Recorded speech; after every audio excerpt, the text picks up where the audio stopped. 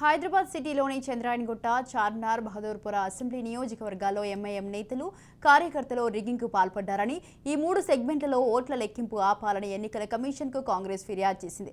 3 నియోజకవర్గాల్లో రీపోలింగ్ పెట్టాలని డిమాండ్ చేసింది. ఇతర పార్టీ నేతలు ఎవరూ పోలింగ్ స్టేషన్లోకి వెళ్లకుండా ఎంఐఎం లీడర్లు అడ్డుకున్నారని, వాళ్లే గుంపులుగా వెళ్లి రిగ్గింగ్కు పాల్పడ్డారని ఆరోపించారు. ఈ మేరకు సీఈఓ వికాస్ రాజ్కు Congress party election coordination committee chairman G. Niranjan ఫిర్యాదు చేశారు. కాంగ్రెస్ కార్యకర్తలపై దాడికి తెగబడ్డారన్నారు.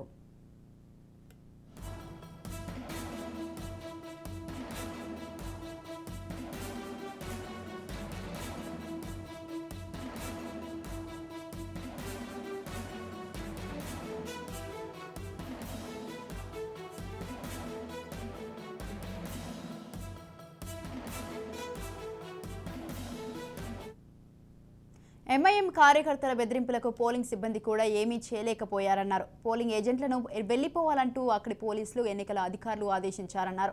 ఆయా నియోజకవర్గాల్లోని పోలింగ్ కేంద్రాల్లో అన్ని సీసీటీవీ కెమెరాలు పరిశీలించి నిందితులపై చర్యలు తీసుకోవాలని కోరారు.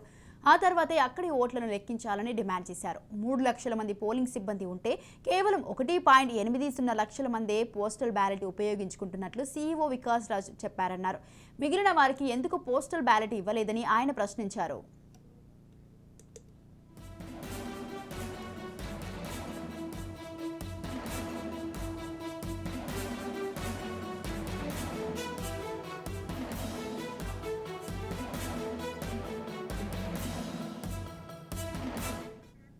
రైట్, ఈ విషయంపై పూర్తి సమాచారాన్ని అందించడానికి మా ప్రతినిధి రమేష్ ఫోన్ లైన్లో ఉన్నారు. రమేష్, హైదరాబాద్ సిటీలోని ఇటు చంద్రాయణగుట్ట చూసుకుంటే, అటు చార్మినార్, బహదూర్పుర అసెంబ్లీ నియోజకవర్గాల్లో అయితే ఎంఐఎం నేతలు, కార్యకర్తలు అయితే రిగ్గింగ్కు పాల్పడ్డారని, ఈ 3 సెగ్మెంట్లలో అయితే ఓట్ల లెక్కింపు ఆపాలని అయితే ఇటు ఎన్నికల కమిషన్కి అయితే కాంగ్రెస్ ఫిర్యాదు చేయడం జరిగింది. దీనిపై మీ దగ్గర ఉన్న అప్డేట్స్ ఏంటి?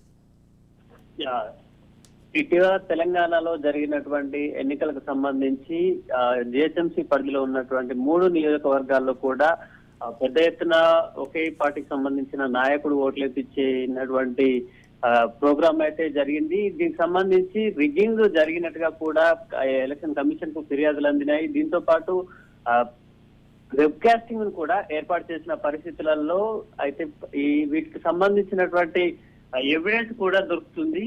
సో దీనికి సంబంధించి ఎన్నికల కమిషన్ అయితే చెప్తుంది, ఆ రిటర్నింగ్ అధికారికి ఇప్పటికే ఈ ఘటనకు సంబంధించినటువంటి నివేదిక ఇవ్వాలంటూ కూడా వాళ్ళు చెప్పడం జరిగింది. ఈ నివేదిక కూడా వారికి అందినట్టుగా కూడా తెలిసింది. కానీ రిపోర్ట్ లో ఏమిచ్చారు అనేది మాత్రం కీలకంగా మారనుంది. ఒకవేళ రిగ్గింగ్ జరిగినట్టుగా కూడా రిటర్నింగ్ అధికారి నిర్ధారణ చేస్తే మాత్రం తప్పకుండా ఈ 3 నియోజకవర్గాలకు సంబంధించినటువంటి ఎలక్షన్లని రీపోల్ చేయాల్సి వస్తుంది. దీనికి సంబంధించి ఈ విజువల్స్ ఫుటేజ్ ఏదైతే వెబ్కాస్టింగ్ ని ఈసారి పెద్ద ఎత్తున నిర్వహించినటువంటి పరిస్థితి ఉంది. అన్ని నియోజకవర్గాల్లో కూడా వెబ్కాస్టింగ్ చేశారు కాబట్టి ఈ రికార్డు వీడియో ఫుటేజ్ ఎవిడెన్స్ ఆధారంగా ఈసీఐకి లేఖ రాసి అనుమతి కూడా తీసుకొని ఉన్నారు. అయితే రిటర్నింగ్ అధికారి ఈ ఏదైతే రిగ్గింగ్ జరిగింది అనే ఆరోపణలు వచ్చిన నేపథ్యంలో అది రిగ్గింగా లేదా అనేది మాత్రం రిటర్నింగ్ అధికారి నిర్ధారించాల్సి ఉంది. ఈ రిపోర్ట్ ని